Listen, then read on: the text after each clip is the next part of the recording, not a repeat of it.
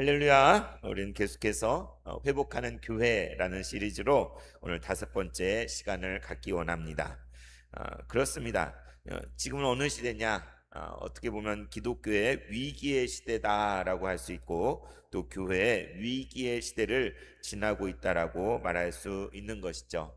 참으로 많은 사람들이 신앙을 잃어버리고 교회 공동체가 점점 약하여지고 그러한 일들이 벌어지고 있는 시대입니다.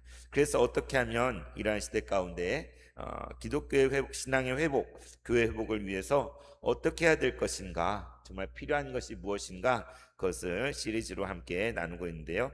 지난 시간들을 통해서 우리는 예배의 회복에 대해서 함께 나누었고, 또 말씀이 회복돼야 될 것, 그리고 공동체가 회복돼야 되고, 또 그 가운데 양육과 훈련이 회복돼야 된다는 것을 함께 나누었죠. 그렇습니다. 예배와 말씀과 공동체와 양육, 이 모든 것이 회복돼야 된다는 것은, 다시 말하면 총체적인 분야에 있어서 전면적인 회복이 필요하다는 것이죠. 영적인 갱신, 대각성이 일어나야 된다는 것을 의미한다고 할 수 있습니다. 여러분, 한 10여 년 전인가요? 얼마 전에 부흥이라는 주제가 우리 한국 사회를, 한국 교회에 크게 많이 이야기되고 기도되었던 시기가 있어요. 부흥, 리바이벌, 부흥이라는 것. 그렇습니다. 시대를 따른 역사 속에 영적인 대각성 운동이 일어나기도 하고, 부흥의 역사, 교회가 정말 너무나 처참하게 무너지고 절망적이고 사망의 그늘이 들인 것 같은 시대를 지나다가 어느 순간인가 갑자기 사람들 가운데 회개의 영이 임하고, 사람들 가운데 죄에 대한 자각이 일어나고, 하나님께로, 세상에 타락하고 방탕하던 삶을 청산하고 다시 하나님께로 예수님께로 돌아오는 그런 역사들이 있었어요. 그죠? 16세기, 17세기, 18세기, 19세기, 매 세기마다 그런 부흥의 역사들이 있었던 것을 우리는 알고 있습니다. 우리 이 땅에서도 1907년인가요? 그때 평양 대부흥 운동이 일어났잖아요. 그죠? 그건 사람의 힘으로 되어진 것이 아니었어요. 당시에 선교사를 통해 복음이 전파되고 많은 사람들이 교회에 몰려들었지만, 진실로 하나님 앞에 제대로 정말 거듭난 것이 아닌 상태로 있었는데, 그 순간에 정말 큰 댐이 무너지는 것과 같이 폭포수 같은 그런 하나님의 은혜가 흘러넘치게 되고, 온 땅 가운데 평양뿐만 아니라 이 한반도의 모든 곳으로 복음이 전파되고 부흥의 역사가 일어났던 것이죠. 그래서 이 회복이라는 것, 우리가 한 번씩 아프잖아요. 아팠다가 정말 회복되는 과정이, 아픈 건 갑자기 아플 수도 있지만 참 몸이 회복되고 다시 원래대로 돌아오는 데는 참 힘들기도 하고, 어려운 시간들을 겪기도 하고, 너무 고생스러운 시간을 겪잖아요. 근데 이 회복이라는 것, 그래서 예수님이 이 땅에 오신 것도 회복을 위해 오셨지 않습니까? 이 땅에 오신 목적이 우리를 회복시키려고, 다시 살리시려고 예수님 이 땅에 오셨는데, 우리는 이제도 교회가 완전한 것이 아니라, 우리가 아무 문제가 없는 것이 아니라 여전히 많은 시련과 도전과 어려움 가운데 있는데, 우리는 계속해서 이 땅 가운데 우리의 삶이 회복되어지고, 죄범된 교회가 회복되어지고, 이 나라 이 민족이 회복될 것을 구하는 마음으로, 영적인 갱신이 일어나도록 우리가 간구하며 기도하며 그것을 우리 자신을 드려야 될 줄로 믿습니다. 그래서 오늘은 회복하는 교회 시리즈의 5번째 시간으로 세계관의 회복이라고 이렇게 정해봤는데요. 다시 말하면 기독교 세계관의 회복이죠. 따라해볼까요? 기독교 세계관의 회복. 네, 기독교 세계관의 회복, 세계관의 회복에 대해서 오늘 함께 나누길 원합니다. 여러분, 세계관이라는 거 들어보세요. 세계관 또는 가치관, 뭐 인생관, 여러 가지 그런 용어들을 우리가 많이 접하잖아요. 세계관이라는 건 무엇입니까? 영어로 하면 world view라고 하는데, 어려운 게 아니라 이 세상을 바라보는 그런 관점을 세계관이라고 하죠. 그죠? 우리가 저마다 이 세상을 살아가면서 우리가 살아가는 이 세상에 대해 저마다 바라보고 알고 있는 그런 관점이 있어요. 그죠? 안경과 같은 거예요. 만약에 제가 빨간색의 안경을 끼고 세상을 보면 세상이 어떻게 보일까요? 다 빨갛게 보이겠죠. 제가 파란색의 안경을 끼고 세상을 보면 세상이 다 파랗게 보일 거예요. 제가 까만 안경을 끼고 세상을 보면 세상은 다 까맣게 보일 수밖에 없어요. 그래서 우리가 어떤 안경을 쓰냐에 따라서 우리가 그러니까 일반적인 안경을 쓰면 있는 대로 보여지겠죠. 그런데 어떤 안경을 쓰냐에 따라서 어떤 것이 더 잘 보이기도 하고 다르게 보이기도 하고 색깔이 다르게 나타나기도 하고 그런 것처럼 이 세계관이라는 것은 다른 것이 아니라 우리가 이 세상을 바라보는 우리가 살아가는 이 세상, 이 우주, 이 모든 천지 만물을 바라보는 하나의 관점, 사고방식 이것을 세계관이라고 할 수 있죠. 그래서 이 세상에 대해서 그리고 우리의 삶에 대해서 어떤 의미가 있는가, 무엇이 정말 가치 있는 것인가 그것을 찾고 또 그러한 것에 따라서 그에 따라 삶을 살아내도록 하는 실천하게 해주는 것이 바로 이 세계관이라는 거예요. 그래서 우리가 앞이 잘 보이는 안경을 써야 되잖아요, 그죠? 이렇게 안경을 썼는데도 초점이 안 맞고 흐릿한 안경을 쓰고 살면 막 가다가도 넘어지고 이렇게 잘 보지도 못하고 막 헷갈리게 되고 엉뚱한 길로 갈 수밖에 없어요. 그런데 정말 앞이 잘 보이는 안경, 깨끗이 닦아져 있고 초점이 맞고 가까운 것이든 먼 것이든 잘 볼 수 있는 그런 안경을 끼고 있다면 우리는 제대로 모든 것을 분별하고 알 수가 있겠죠. 그래서 한 사람 세계관이 없는 사람은 없어요. 누구나 세계관 어떤 세계관을 가지고 있느냐 이것이 너무나 중요해요, 그죠? 그 사람의 인생의 향로를 결정하는 것이 이 세계관이라고 할 수 있는데 그런데 여기서 말하기 원하는 기독교 세계관이 기독교 세계관. 그러니까 이제 어떻게 생각하면 세계관이라는 게 있고 그 가운데 기독교 교회에서만 통하는 세계관 이것을 말한다고 생각할지 모르겠지만 세계관은 뭐 어떤 세계관이든 전체를 포괄하는 거예요. 그러니까 우리가 바라봐야 되는 것은 우리가 이 세상을 인식하고 이해하는 안경은 이 세상이 제시하는 안경이 아니라 이 세상에 널려 있는 그런 안경이 아니라 신앙 안에서 기독교 세계관 하나님이 우리에게 보게 하신 그 관점을 가지고 이 세상을 바라보고 이해하고 그것에 따라 우리가 삶을 살아내야 되는 거예요. 그래서 뭐 일주일에 6일은 세상의 방식으로 살다가 일주일에 주일에만 하나님 방식으로 교회 방식으로 사는 그거는 삶이 분리된 거죠.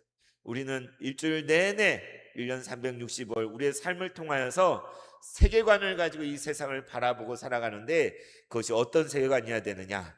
기독교 세계관이어야 되는 거예요.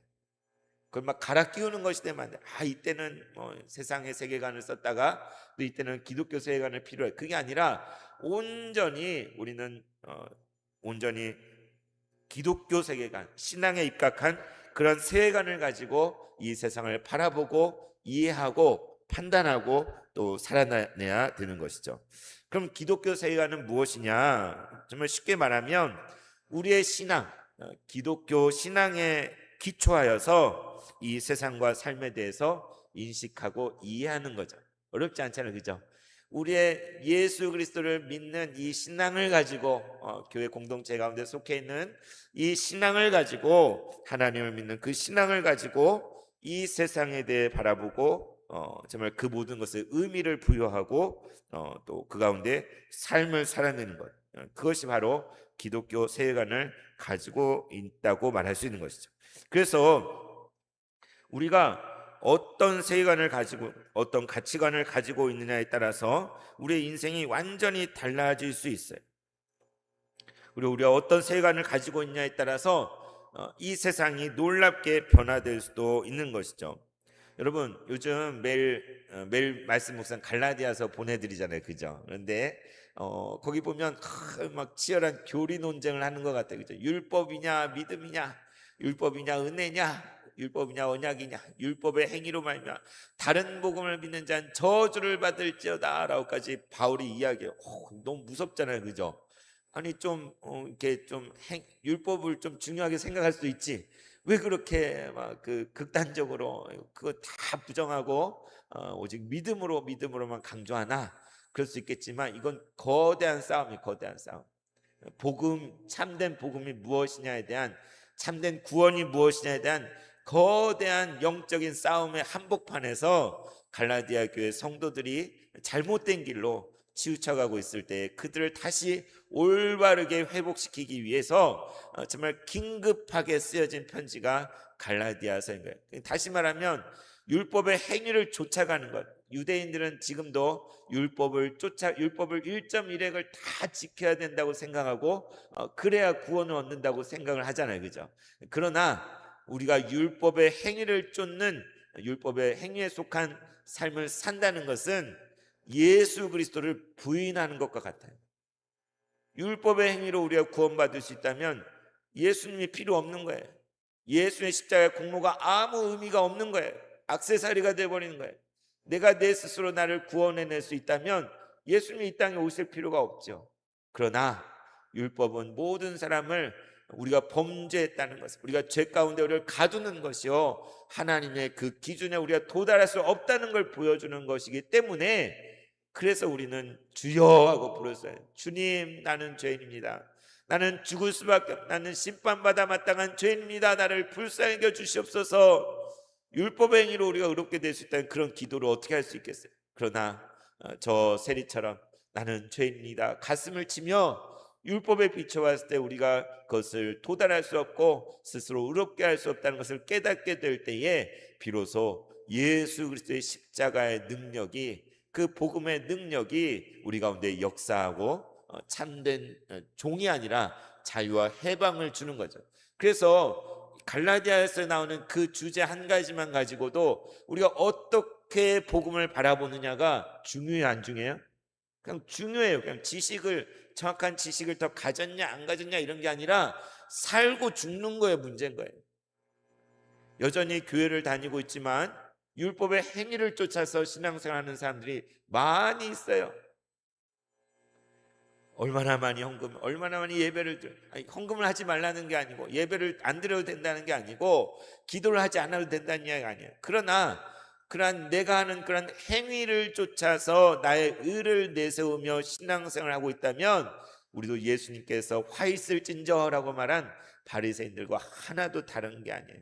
아무리 하나님을 불러도 주여 주여 불렀다고 하여도 예수님께서 내가 너를 도무지 알지 못한다라고 할 수 있는 거죠.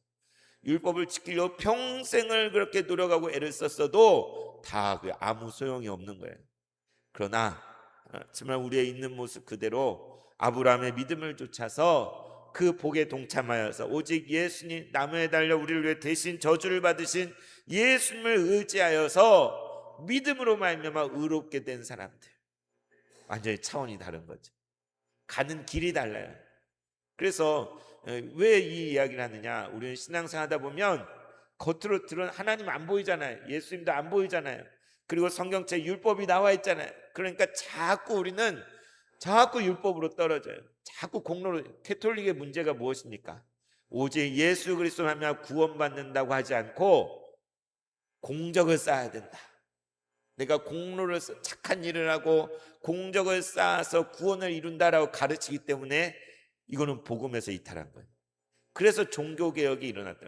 오직 믿음으로, 오직 성경으로, 오직 은혜로 그 종교개혁이 일어난 것은 새로운 것을 한 것이 아니라 본래 복음의 정신으로 처음 예수님을 통해 전파된 초대교회로 돌아가는 것이 종교개혁이잖아요. 그래서 이것이 그냥 역사 속에 16세기에 일어난 종교개혁, 과거의 역사인 것이 아니라 오늘 또 우리의 삶의 현장에서, 믿음의 현장에서 우리는 이 싸움을 하고 있는 거예요. 율법주의 이단이 있습니다. 신비주의 이단이 있습니다. 자유주의 이단이 있습니다. 그 모든 잘못된 가르침들 가운데서 제대로 된 신앙, 제대로 된 복음, 제대로 된 예수님을 온전히 믿고 하나님 아버지 가운데, 하나님 아버지께 나아가는 성령 안에 삶을 살아낸다는 것, 이것은 너무나 중요한 문제인 것이죠.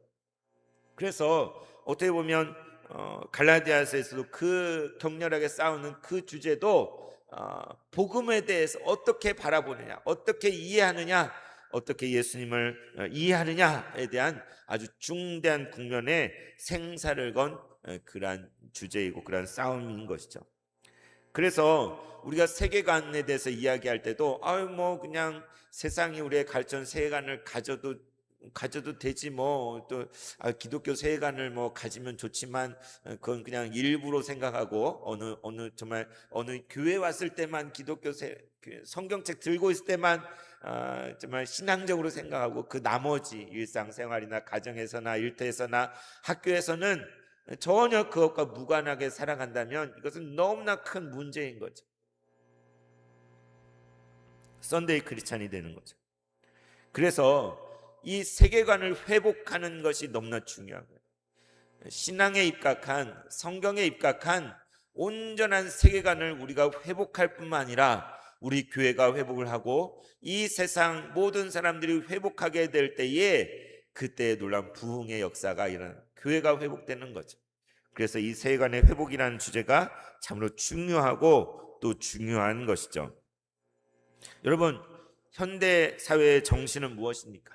이 세상을 압도하고 있는 세계관은 어떠한 것이 있습니까? 사람들이 무엇을 중요하게 생각하고 무엇을 가치 있게 여기고 있습니까? 여러분 생각하면 떠오르는 것들이 있을 것입니다. 이 세상은 어떤 세상입니까? 물질 만능주의 세상이죠. 돈 있으면 안 되는 게 없는, 돈만 있으면 되는, 물질만 있으면 황금 만능주의, 물질 만능주의의 세상이에요. 이게 너무나 진리지 않습니까? 자본주의 체제잖아요, 그죠? 그러니까 돈이 중요해요. 캐피탈, 얼마나 많은 자본을 가지고 있느냐, 돈을 가지고 있느냐, 얼마나 많은 부를 가지고 있고 잉여 생산을 가지고 있느냐, 이게 중요한 이거의 가치를 중요하게 여기는 그러한 세상 가운데 온 세상이 그렇죠. 온 세상이 에너지 문제도 마찬가지. 다시 말하면 만몬을 숭배하는 이 세상이 있어요.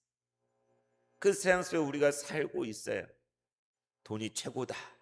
우리가 겉으로 입으로 말하지 않아도 모든 사람의 마음속에 메아리 치고 있는 것. 오늘날 가진 사람들은 자기의 부를 지키려고 안간힘을 써요. 우리의 청년들이 좌절하고 고통받는 이유가 무엇입니까? 희망이 없어 그렇잖아요.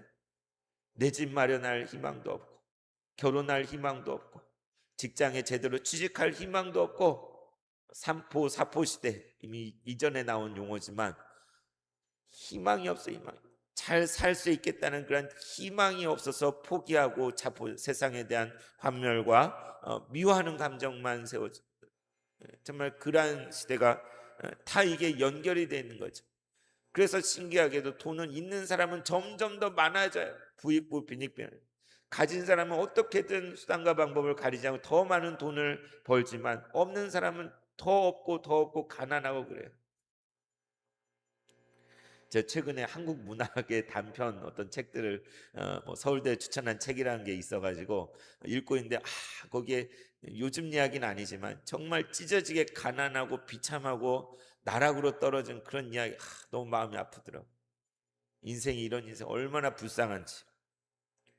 그래서 성경에서 나를 부하게도 마시고 가난하게도 마시고 그렇게 기도한 것처럼 적당한 부, 하나님께서 허락한 그런 은혜 가운데 욕심내지 않고 그런 부만 있으면 참 좋은데 사람의 욕심이라는 거는 한이 끝이 없는 거죠. 그래서 물질 만능주의가 이 시대의 정신이죠.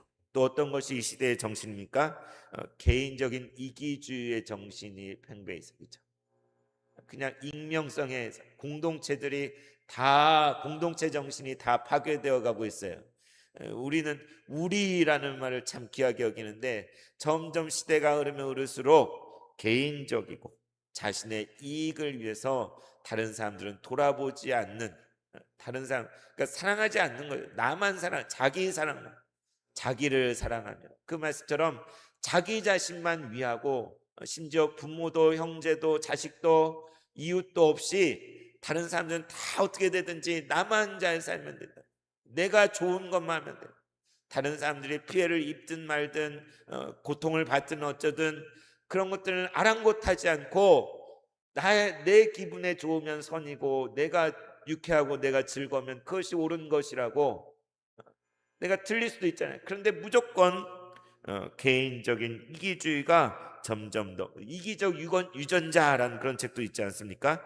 그래서 공동체가 점점 파괴되어 우리가 파괴되어 가고 다른 이웃이나 형제나 옆에 있는 다른 사람들을 위하는 마음들이, 제가 너무 극단적으로 이야기하나요? 그래도 우리 사회는 누가 안타까운 일 당하면 막 다 가서 돕고 이런 것이 여전히 그러한 정이 남아있는 사회가 맞습니다. 그러나 점점 시대는 개인적인 이기주의로 흘러가는 그러한 시대를 살아가고 있죠.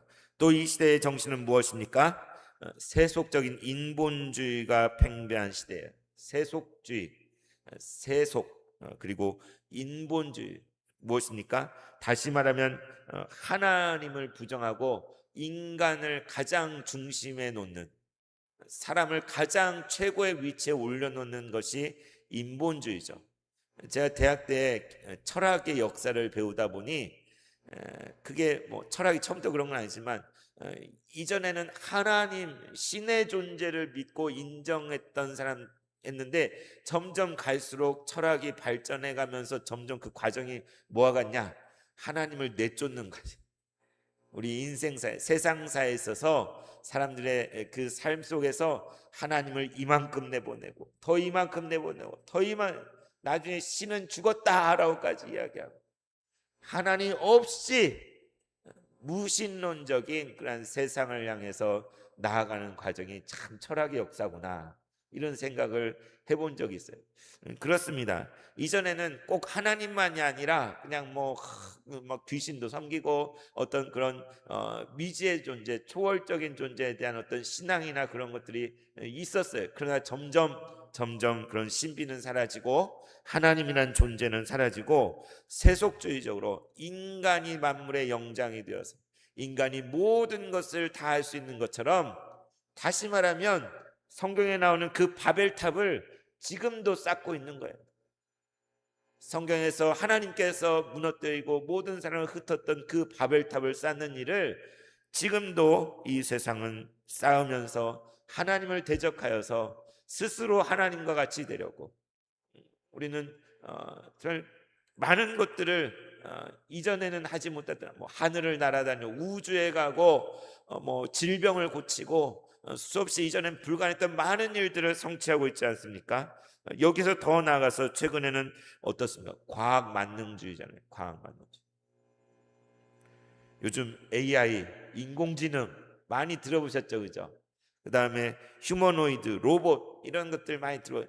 정말 인간의 과학과 기술이 얼마나 눈부시게 발전을 했는지, 사람과 같은 지능, 근데 사람보다 더 나은 지능을 가지고 있어서 이미 컴퓨터가 그렇잖아요. 우리가 계산하려면 한참이 걸리는 것을 뭐 계산기나 컴퓨터로 딱딱 두드리면 딱 답이 나오잖아요, 그죠?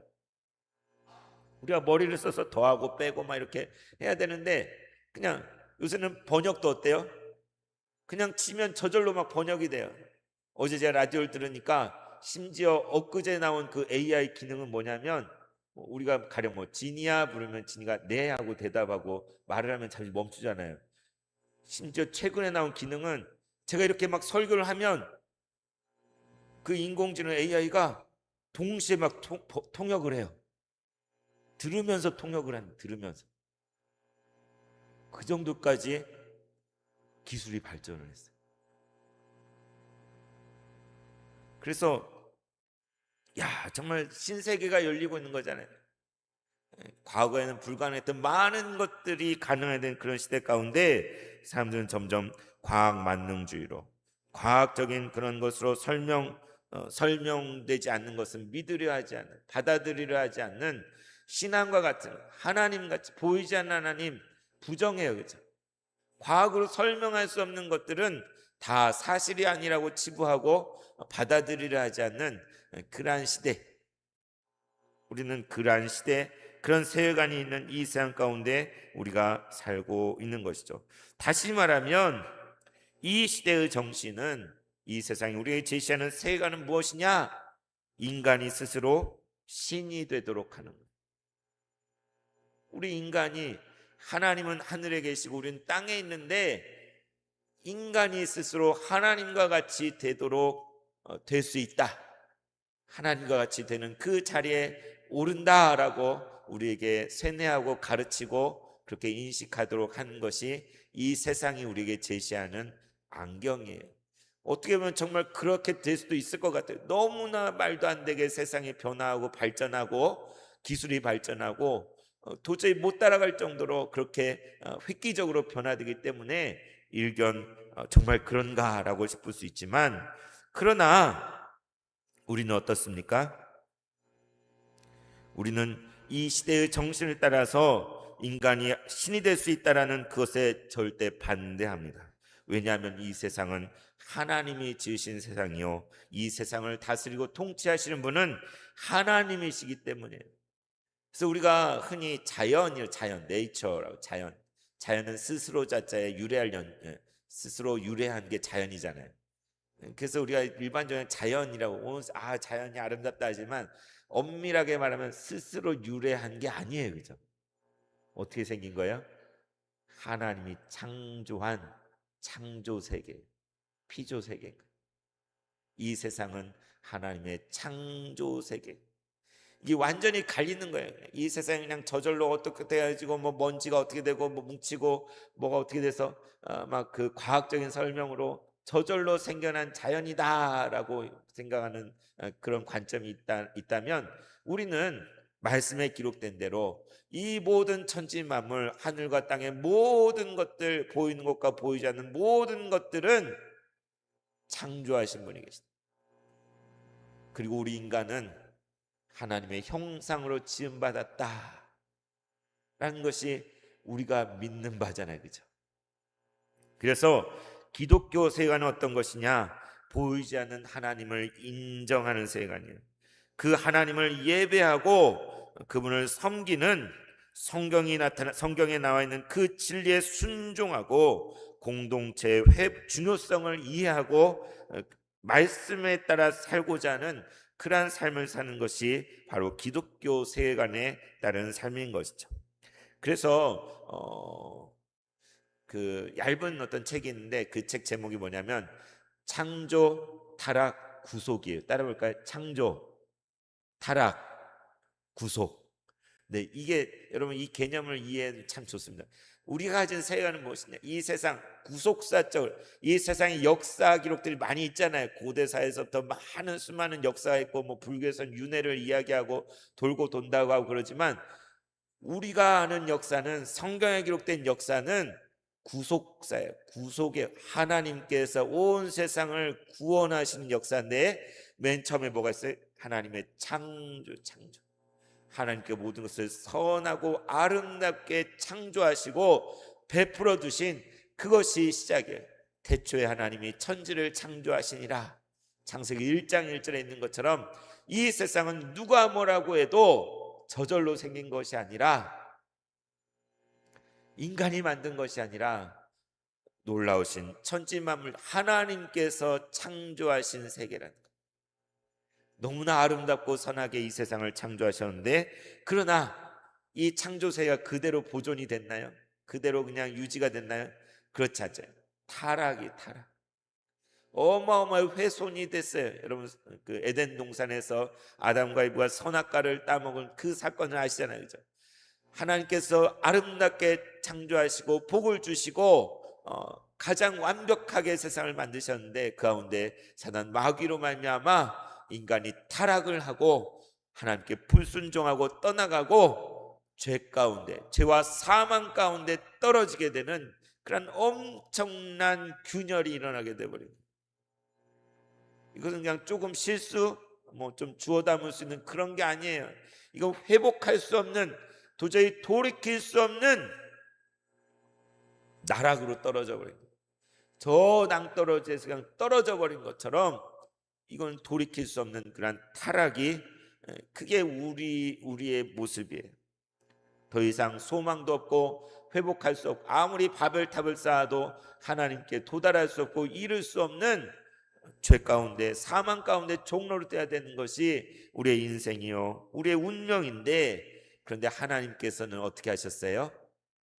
우리를 다시 살리시려고, 그 모든 것을 회복시키시려고, 아니 창조의 때 그때의 수준이 아니라 그보다 더 놀라운 수준으로 우리를 끌어올리시려고 하나님께 계획하시고 아브라함을 부르시고 믿음의 백성을 이스라엘을 부르시고 때가 참에 누구를 보내셨어요? 그 아들 예수 그리스도를 보내시며 말미암아 그분의 십자가와 부활로 말미암아 온 인류를 다시 구원으로 인도하시는, 우리를 구속하시는, 하나님의 영광스러운 자리로 인도하시는, 우리 스스로 올라가려고 아무리 했어도 되지 않는 그것을 하나님의 은혜로 하나님이 다시 우리를 자기에게로 이끄시는 그것이 바로 구속인 것이죠.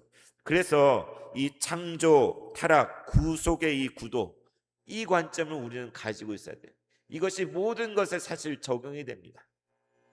우리가 아프고 질병 가운데 고통받는 것, 이것은 타락의 결과예요. 그냥 내가 무슨 죄를 져서 지금 아프다는 게 아니라 인류가 타락하고 죄와 사망의 종로로 따게 된 결과로 여러 가지 질병과 아픔과 고통과 문제들이 발생하고 그 모든 큰 덩어리 안에서 그 안에서 우리가, 그래서 예수님이 이 땅에 오셔서 하신 게 뭐예요?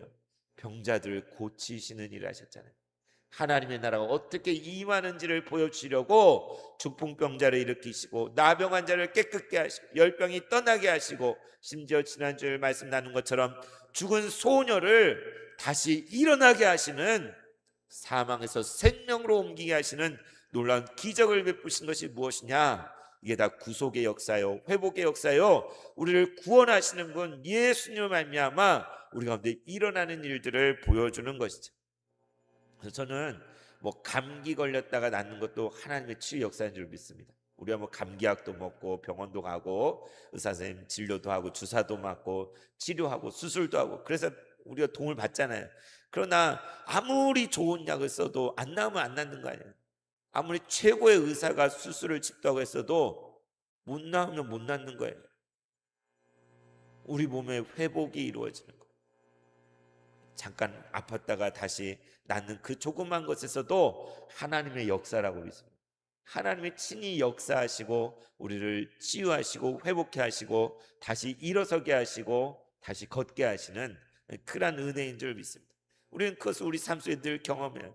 수많은 문제와 우리의 실수와 잘못과 그릇된 것도 인해서 문제가 생기고 어려움이 닥치고 고난이 닥치고 힘든 그런 상황 가운데서 우리가 주의 이름을 부르며 주님 앞에 간절히 구하며 나아갈 때에 하나님께서 우리를 도와주시고 구원하시고, 우리 세봉전교회가 그 증거잖아요. 정말 수없이 우리는 정말 끝장난 것 같은 그런 위기의 순간들을 우리는 통과했지만 기적같이 하나님께서 역전을 일으키시고 다시 일으키시고 다시 살리시고 다시 이 교회가 문을 닫지 않도록 하나님께서 우리의 주신 사명이 있어서, 그래서 저도 여기 서 있는 거 아니겠습니까? 여러분이 이 자리에 예배자에 나온 거 아니겠습니까? 그래서 창조, 타락, 구속의 이 구도는 우리가 이 세상의 모든 역사를 인식하고 오늘 우리 교회와 우리의 삶을 이해하는 틀거리가 되는 거예요. 그 맥락 속에서 우리가 하나님의 구원에 동참을 하고 회복에 동참을 하고 생명을 살리는 일에 동참을 하고 복음의 역사에 동참하고 참여하는 것이죠. 하나님의 나라를 먼저 그의 나라와 그 의를 구하라 말씀하신 대로 우리가 하나님의 나라가 이 땅에 하나님의 통치, 하나님의 다스림심이 있는 곳에 하나님의 주권인 하나님, 깔뱅이 종교개혁을 했을 때 가장 핵심 개념이 뭔지 아세요? 하나님의 절대 주권이에요. 온 세상 만사의 모든 것, 내 인생, 우리 집, 우리나라, 이 세상 모든 것의 주권이 하나님께 있다. 하나님이 통치하고 다스리신다는 거예요. 그것을 인정하는 거예요. 그래서 우리의 구원도 하나님의 절대적인 주권 아래 있다라고 깔병은요. 흔들리는 우리에 의해서 좌우되는 것이 아니라 절대적인 하나님에 의해서 약속하시고 이루시니 우리가 흔들릴 필요가 있나요? 의심할 필요가 있나요? 그분을 그냥 믿으면 돼요. 하나님을 온전히 신뢰하면 돼요. 성령의 인도하시면 온전히 우리 자신을 맡기면 되고 예수의 십자가를 붙들면 되는 것입니다. 그래서 그런데 기독교 세계관 가운데도 잘못된 경향들이 있을 수 있어요. 우리가 기독교 세계관이라 하지만 아까도 갈라디아서에서 다른 복음 율법의 행위를 내세우려 했던 것처럼 기독교 세계관 가운데서도 잘못된 것들, 지나친 승리주의, 이 세상을 향하여서 과도한 승리주의, 정복주의적으로 우리가 역사 속에 십자군 전쟁이나 수많은 그러한 오류들이 있잖아요. 기독교 신앙을 가지고 이 세상을 향하여서 정복하고 승리하고 파괴하고 멸하려는 그러한 방향으로 나가, 이것들은 잘못돼요. 또 반대편으로는 이 세상에 대한 거부를 하고 패배주의에 휩싸여 있는 것, 이 세상을 등지고 그냥 패배주의와 그냥 고립주의에 빠져서 신앙생활하는 이런 것들도 제대로 된 것이 아니죠. 또 어떤 것이 있습니까? 이 세상과 적당히 타협을 하는, 좋은 게 좋은 거지, 그리스도와 벨리알이 함께 할 수 없다라고 성경은 말하고 있는데 그냥 함께 가지 뭐, 신앙생활도 계속 하면서 세상의 것들도 그냥 같이 그렇게 타협하는, 여러분은 어디에 서 있습니까?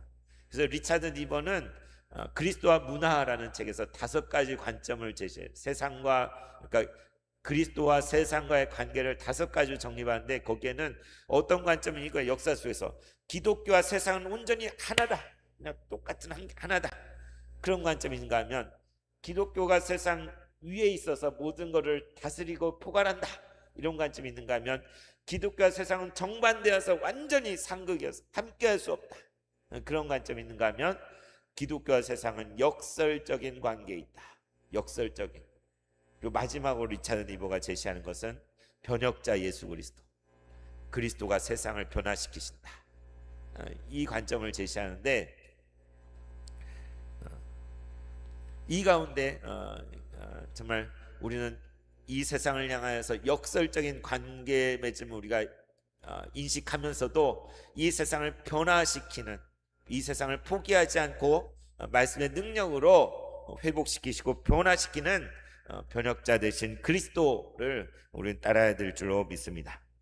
그래서 우리의 이 세계관이 회복되어질 때, 우리 자신 안에 이 세계관이 회복되어지고 교회 공동체 안에 이 세계관이 회복되어지고 이 나라 이 민족 모든 사람들 가운데 세계관이 회복되어질 때 비로소 하나님의 주권이 인정되어지고 이 타락한 세상 가운데 정말 이 세상에 대한 하나님께서 이루시는 치유와 회복을 우리가 소망할 수 있게 되는 거죠.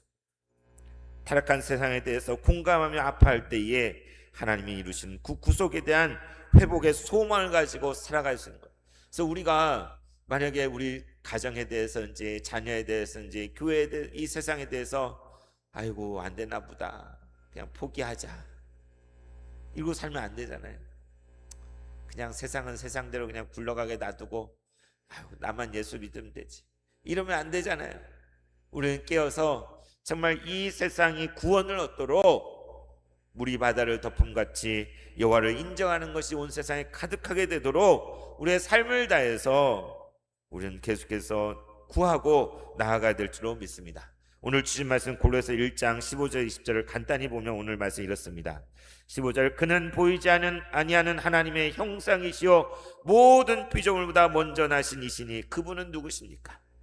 만물이 그에게서 창조되되 하늘과 땅에서 보이는 것들과 보이지 않는 것들과 혹은 왕권들이나 주권들이나 통치자들이나 권세들이나 만물이 다 그로 말미암고 그를 위하여 창조되었고 그는 누구실까요?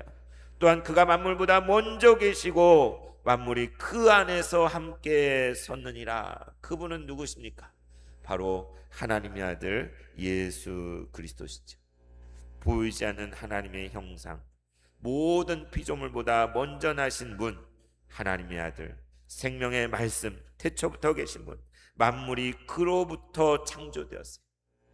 창조의 때에 성부, 성자, 성령 삼위일체 하나님의 역사로 창조의 모든 일도 이루어서 눈에 보이는 모든 것들, 하늘과 땅에 보이는 모든 것들, 또 우리 눈에 보이지 않는 모든 것들, 왕권과 주권과 통치자들과 권세들과 만물이 다 누구로 말미암았다고요? 그로 말미암고, 바로 예수 그리스도로 말미암아, 또 그를 위하여, 예수님을 위해서 창조가 되었다는 거예요. 여러분, 이 세상을 새롭게 보시길 바랍니다. 이 세상 우리를 두렵게 하고 대단해 보이는 것들, 어마어마해 보이는 것들, 다 그것들 위에 예수님께서 다스리시고 통치하는 거예요. 아무리 어마어마한 것이 있어도 주님이 한번 휴 하고 바람을 불면 다 날아가 버려요. 하나님의 주권에 있는 거예요. 최근에 중국의 그 토네이도, 그 태풍이 들려 다 날아가 버리잖아요.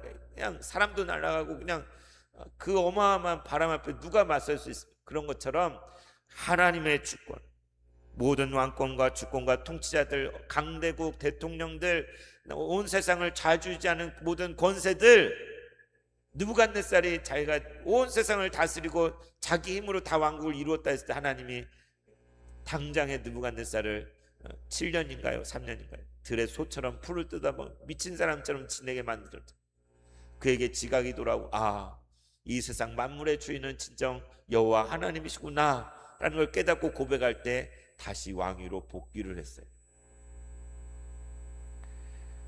그런 것처럼 모든 것이 그로 말미암고, 만물이 그로 말미암고 그를 위하여 창조된 것이, 또한 그가 만물보다 먼저 계시고 만물이 그와 함께 섰느니라. 뭐가 먼저라고요? 예수님께서 온 세상 만물보다 먼저 계시고 만물이 예수님과 더불어 서 있는 거예요. 예수님께 기둥이 되시는 분이에요. 이제 18절부터 보면 교회에 대해 얘기해요. 그의 몸인 교회의 머리, 그는 몸인 교회의 머리시라. 예수님께서 교회의 머리시라. 그가 근본이요 죽은 자들 가운데 먼저 나신 이시니 그는 친히 만물의 으뜸이 되려 하시며, 아버지께서는 모든 충만으로 예수 안에 거하게 하시고 그의 십자가의 피로 화평을 이루사 만물 곧 땅에 있는 것들이나 하늘에 있는 것들 그로 말미암아 자기와 화목되게 되기를 기뻐하심이라. 할렐루야. 그렇습니다. 여러분, 교회가 얼마나 중요한지 아세요? 교회는 그냥 여러분 삶의 일부분이 아니야. 하나님께서 그 아들 예수님을 이 땅에 보내셨는데 예수의 몸이 바로 교회예요. 우리 세봉천교회가 예수 그리스도의 화신인 거예요. 이 세상이 우리 교회를 보고 예수님을 보게 되는 거예요. 그리스도가 누구신가를 우리를 보고 깨닫게 되는 거예요. 예수님이 이 세상을 통치, 교회를 통하여, 믿는 그의 백성들을 통하여 자신을 드러내시고 나타내시고 통치하신다는 것이죠. 그래서 교회가 얼마나 중요한지, 그냥 제가 목사기 때문에 한 얘기가 아닙니다. 이 땅에 그리스도의 화신으로 주어진 아버지의 계획과 놀라운 뜻 가운데 주어진 것이 이 교회, 성령으로 말미암아 오순절 성령 강림으로 탄생한 것이 교회인 것입니다. 그래서 이것을 통해 예수님께서, 하나님 아버지께서 뭘 하시느냐? 아버지께서는 모든 충만으로 예수 안에 거하게 하시고 그의 십자가의 피로 화평을 이루셨다.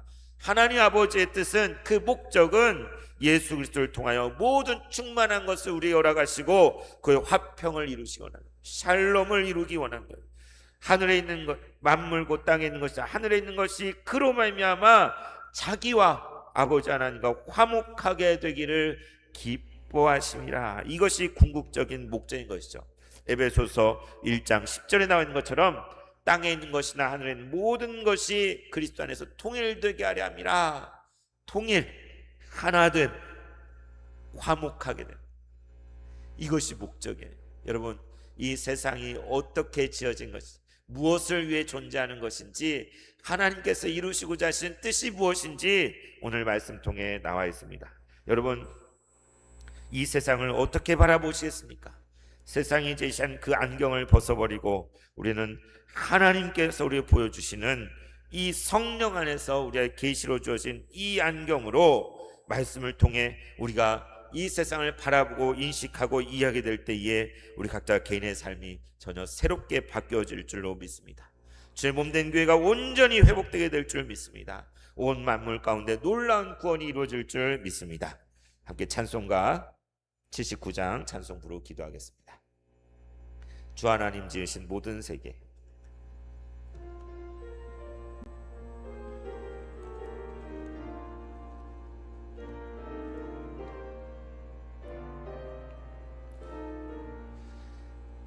주 하나님 지으신 모든 세계 내 마음 속에 그리워볼 때 하늘의 별 울려 퍼지는 뇌성 주님의 권능 우주에 찬네. 주님의 높고 위대하심을, 주님의 높고 위대하심을 내 영혼이 찬양하네. 주님의 높고 위대하심을 내 영혼이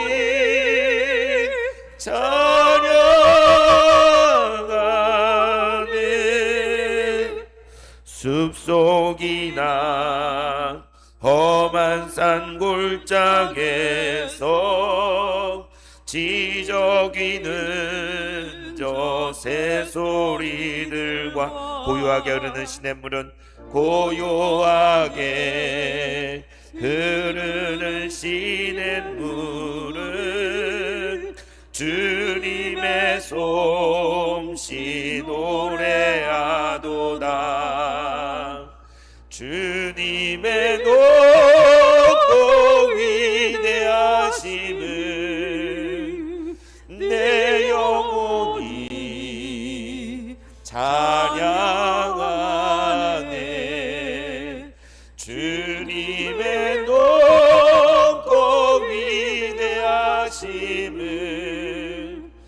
내 영혼이 찬양하네. 주 하나님, 주 하나님 독생자 아낌없이 우리를 위해 보내주셨네. 십자가에 피 흘려 죽으신 주, 십자가에 피 흘려 죽으신 주, 내 모든 죄를 대속하셨네. 주님의 높고 주님의 높고 위대하심을 내 영혼이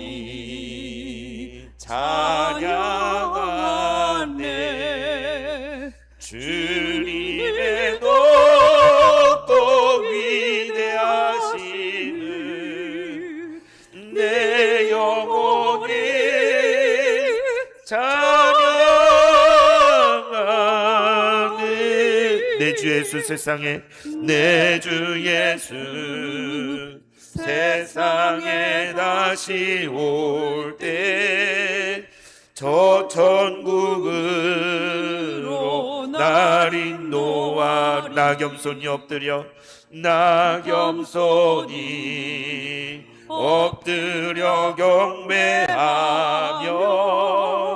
영원히 주를 찬양하리라.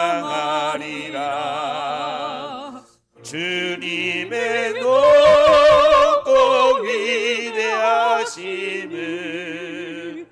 내 영혼이 찬양하네.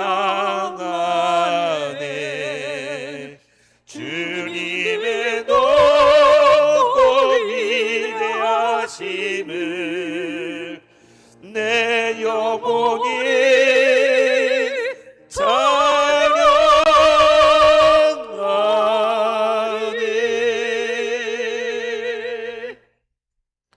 주님의 높고 위대하심을 우리의 영혼이 찬양합니다. 주님 홀로 높임을 받아 주시옵소서. 주님, 이 세상을 허락하여 주시고 주님 보게 하신 그 눈으로 이 세상을 보게 하여 주시며 깨닫게 하여 주시옵소서. 주님께서 우리 얼마나 사랑하시는지를 알고 이 세상 가운데 우리의 주신 사명을 따라서 믿음으로 승리하며 나아가는 그러한 삶이 되도록 우리 성도를 붙들어 주시고, 우리의 가정이 회복되어지며 우리의 교회가 회복되어지며 이 나라 이 민족 모든 백성들이 회복되어진 그날을 바라며 기도로 나아갈 때에 주여 역사하여 주시옵소서. 모든 것 주님께 의탁하며 예수님 이름으로 기도드리옵나이다. 아멘.